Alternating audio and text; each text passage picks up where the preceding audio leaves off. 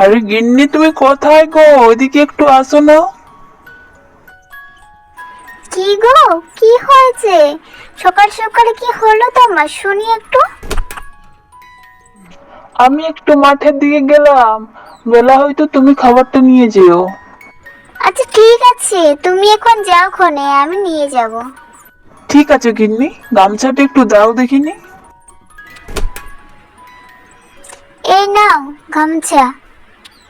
তুমি এবার যাও, ক্ষণে অনেক দেরি হয়ে গেছে। মা আমাদের ছেলেকে নিয়ে পুকুর পাড়ে মাছ ধরতে গিয়েছে।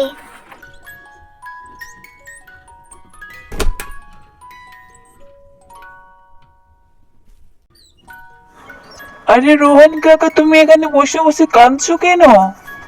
কি হয়েছে গো তোমার? হে, ফসলগুলো সব সেচেন আর সারের অভাবে নষ্ট হয়ে যাচ্ছে গো। কি যে করি কিছু বুঝতে পারছি না। কি আর করবে, সার আর সেচ দিয়ে দাও, দেখবে তোমার ফসল ঠিক হয়ে যাবে। টাকা না থাকলে কিভাবে সার আর সেচ দেবো রে ভাই? সে কি চাচা, টাকার অভাবে তাহলে কি তুমি ফসল নষ্ট করে ফেলবে নাকি? তাছাড়া আর কি করবো রে ভাই, টাকা ছাড়া তো কেউ সার দেবে না। তাহলে তো মহা বিপদ চাচা। তুমি এক কাজ করো, তুমি আমার বাড়িতে গিয়ে আমার বউকে গিয়ে বলো যে আমি তোমাকে 2000 টাকা দিতে বললাম, সেই টাকা দিয়ে তুমি সেচ আর সার দিয়ে দিও। দেখবি তবে তোমার ফসল ঠিক হয়ে যাবে। তাহলে তো তুমি আমায় বাঁচালে ভাই, তোমার এই ঋণ আমি কোনোদিনও বলবো না, তোমাকে আমি সারা জীবন মনে করে রাখবো। হয়েছে চাচা, হয়েছে, আর বলতে হবে না। তুমি তাড়াতাড়ি আমার বাড়িতে গিয়ে টাকাটা নিয়ে আসো দেখিনি। তোমার এখন ওই টাকাটা অনেক প্রয়োজন। আচ্ছা ভাই, আমি তাহলে চলি। টাকাটা নিয়ে আমাকে আবার বাজারে যেতে হবে। বৌমা, ও বৌমা, বাড়িতে আছো? আরে ও বৌমা, কোথায় গো তুমি? একটু আসো না। আরে রোহন চাচাজি, আরে এই সময়ে তুমি এখানে কি করছো? কি মনে করে আসা হলো শুনি? আমি মাঠে গিয়েছিলাম, ওখানে ভাইয়ের সাথে দেখা হলো। সে পাঠালো তোমার কাছে 2000 টাকা নিতে। ও আচ্ছা আচ্ছা, ঠিক আছে, তুমি একটু দাঁড়াও, আমি এক্ষুনি নিয়ে আসছি। এই নাও চাচা টাকা, তুমি খুশি তো? হ্যাঁ, অনেক খুশি। আমি এখন যাই, কেমন?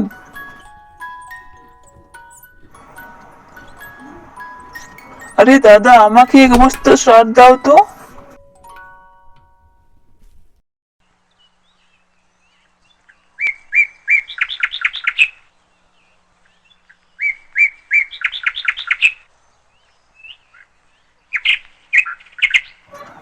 আজ মাঠে কাজ করে অনেক ক্লান্ত হয়ে গেছি, একটু শুয়ে নি। ওগো শুনছো? ছেলেটা সকাল থেকে বায়না ধরে বসে আছে, শুধু কান্নাই করছে। আজ স্কুলে ভর্তি হলো না, ওর নতুন জামা প্যান্ট চাই, তাই বায়না নিয়ে কাঁদতে বসেছে। তুমি কিছু করো না একটা।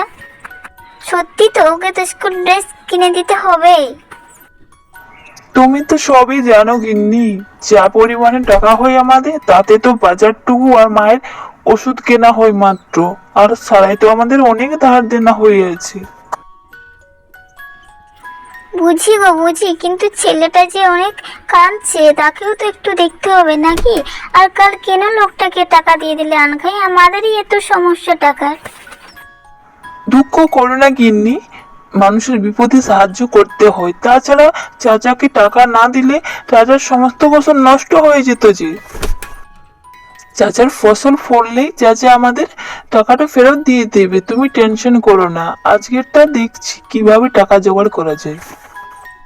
আচ্ছা ঠিক আছে, এখন তাড়াতাড়ি খাবারটা খেয়ে কাজে যাও দেখিনি, অনেক দেরি হয়ে গেছে তো তোমার। বাবা, আমাকে বই কিনে এনে দেবে তুমি?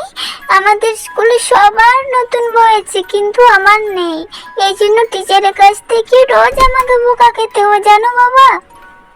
আচ্ছা ঠিক আছে রে মা, তুই গিয়ে বইয়ের নামটা একটা পাতায় গিয়ে লিখে আমাকে দে, আমি আসার সময় নিয়ে আসবো খুনে। তুই একদম চিন্তা করিস না। একদিনে এত টাকা কোথায় পাবে গো তুমি? মার ওষুধটাও তো শেষ হয়ে গিয়েছে। কি আর করবে বলো তো, নিতে তো হবেই। দেখছি আমি কিছু একটা করতে পারি কিনা। তুমি তো সেই কবে মার ওষুধ এনে দিয়েছো, আর এখন তো আনোইনি। মার ওষুধ তো প্রায় শেষ হয়ে গিয়েছে, বলো আনতে তো হবে তাই না? ঠিক আছে, তুমি চিন্তা করো না, তুমি গিয়ে মায়ের প্রেসক্রিপশনটা এনে দাও গিয়ে। মা চারু, ঘর থেকে ওষুধের প্রেসক্রিপশনটা এনে দে তো। এই নাও বাবা, প্রেসক্রিপশন আর আমার বইয়ের নাম। মা রে, বইটা আমি তোর কাল এনে দেবো কেমন? আজ দিদার জন্য ওষুধ কিনতে হবে, প্রেসক্রিপশনটা দিয়ে তো।